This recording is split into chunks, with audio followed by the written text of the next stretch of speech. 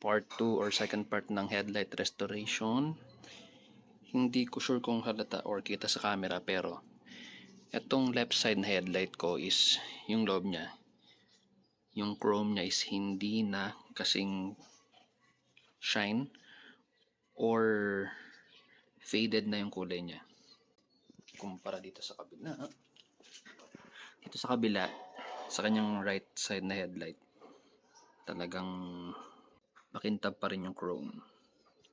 Ayusin natin to. So tatanggalin natin yung headlight, tatanggalin natin yung headlight lens, then pipinturahan natin yung chrome sa loob.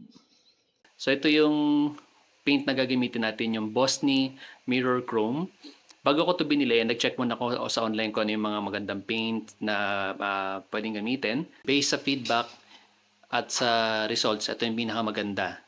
Ganito yung Bosny Mirror Chrome. So sana ma-replicate natin yung chrome finish para dun sa atin headlight. So let's go! Eto, natanggal ko ng headlight natin. And simulan na natin baklasin yung kanyang frame and yung kanyang lens.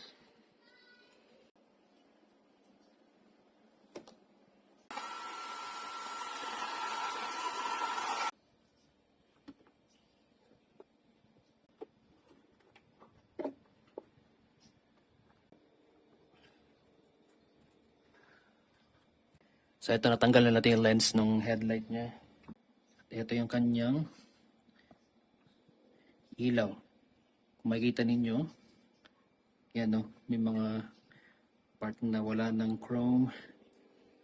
Ito yung i-restore natin, itong part na to. Dito, para hindi bumula at hindi magkaroon ng mga crack yung paint na ilalagay natin, kailangan natin siguraduhin na malinis yung ating pipinturahan. In this case, lalagyan ko or lilinisin ko ng alcohol yung pipinturahan natin doon sa headlight para maiwasan ang damage. Sunod naman, magkatapos natin linisin yung ating pipinturahan, kailangan nating takpan or lagyan ng cover yung mga parts na hindi dapat lagyan ng pintura. So, kinakailangan nyo gumamit ng masking tape at dyaryo or kahit na anong papel para matakpan or maprotektahan yung mga parts na hindi dapat makulayan.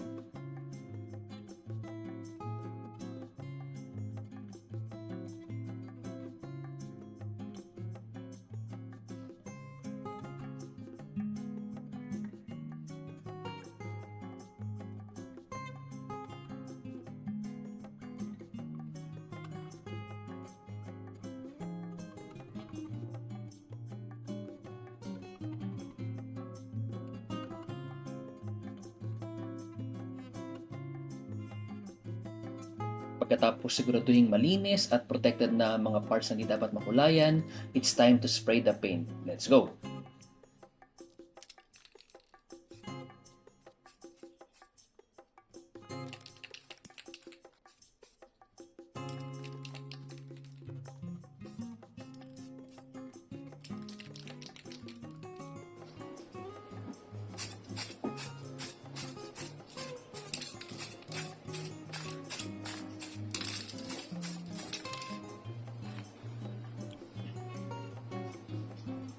Ito, na-spray na natin, and so far, hindi man siya kasing kintab ng totoong chrome, pero ang laki ng improvement niya.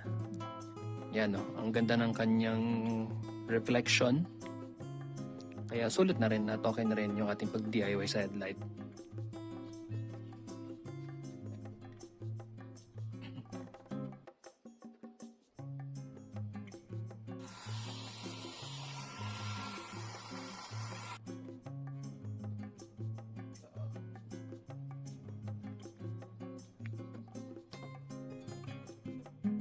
So ito, nabalik ko na yung ating headlight sa sasakyan, and I'm really happy dun sa naging resulta niya.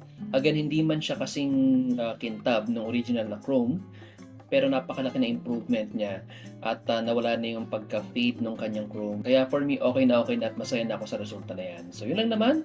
Again, thank you so much for watching, and as always, stay chill!